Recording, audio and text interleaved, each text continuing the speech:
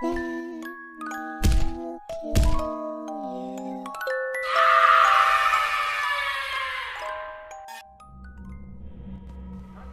guys, berjumpa dengan saya kembali di Horror or Terror. Kali ini, saya ingin membahas tentang seorang gadis berkebangsaan Jerman bernama Anneliese Michel yang menjalani ritual pengusiran setan dalam kepercayaan Katolik. Mungkin di video saya ini, cerita tentang Michel tidaklah mendetail, tapi akan membuat kalian mengerti apa yang sebenarnya terjadi. Anna Elisabeth Michel, atau lebih dikenal dengan Anneliese Michel, lahir pada 21 September 1952 di Leipzig, wilayah Bavaria, Jerman Barat. Ia berasal dari keluarga yang mengimani agama Katolik. Michel sendiri cukup taat dalam ajaran agamanya, sampai pada usia 16 tahun, tiba-tiba ia tak sadarkan diri. Semenjak hari itu, ia suka mengalami kejang-kejang. Awalnya semua terlihat normal, sampai kurang lebih 1 tahun kemudian, hal yang sama terjadi. Dan akhirnya, ia dibawa oleh orang tuanya ke salah seorang dokter ahli syaraf bernama Dr. Luthi. Ketika diperiksa, ia didiagnosa memiliki penyakit epilepsi, yang dimana dijelaskan oleh dokter tersebut, Michel bisa mengalami kejang, hilang ingatan atau kesadaran, dan bahkan bisa berhalusinasi. Ia juga diberikan beberapa resep obat untuk mengurangi gejala penyakit epilepsinya. Namun, semakin lama, keadaannya semakin memburuk, sehingga ia harus dirawat di rumah sakit jiwa. Setelah menjalani perawatan selama kurang lebih 1 tahun di sana, ia pun kembali ke rumahnya, dan ia juga sudah bisa melakukan aktivitasnya seperti biasa, termasuk menyelesaikan sekolahnya. Ia juga berniat untuk melanjutkan sekolahnya ke perguruan tinggi. Tapi, keadaannya memburuk lagi.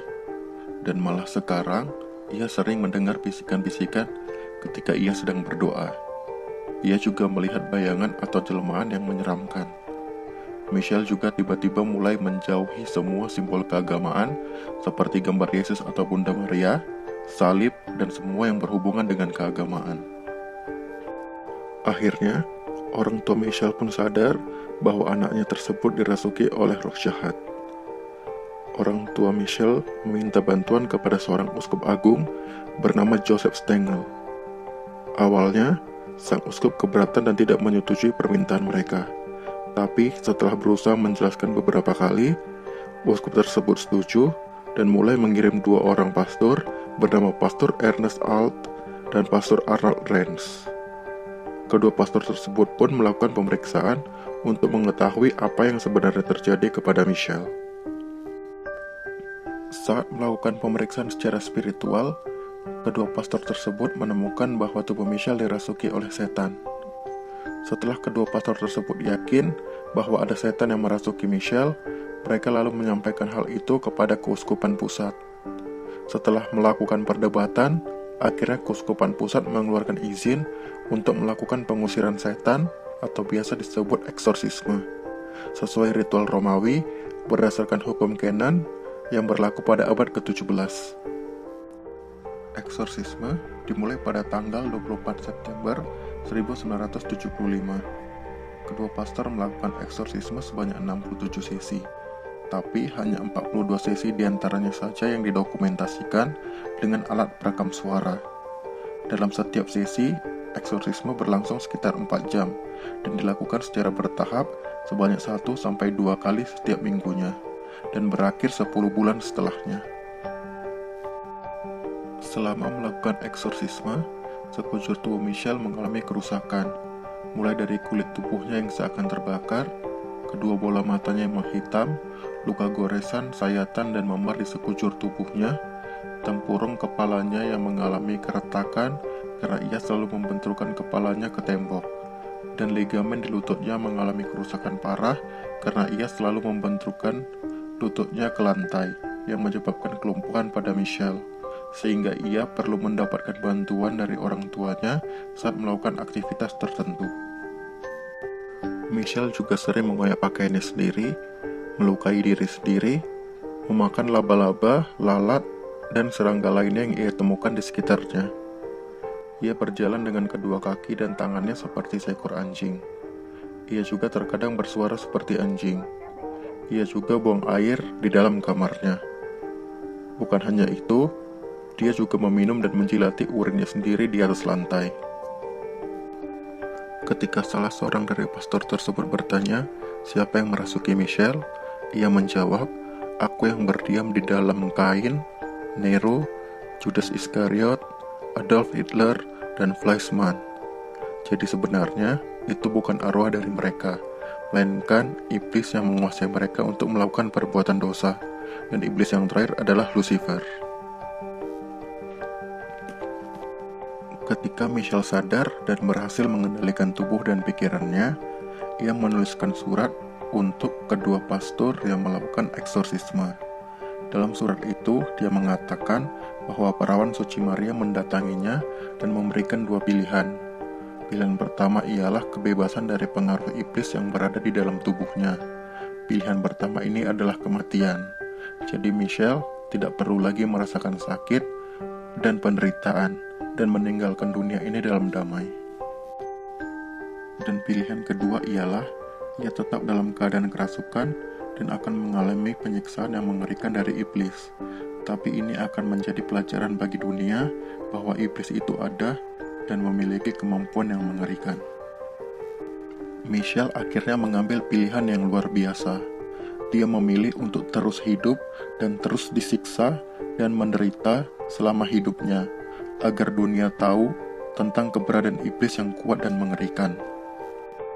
Selama melakukan eksorsisme, Michelle menolak untuk makan dan minum.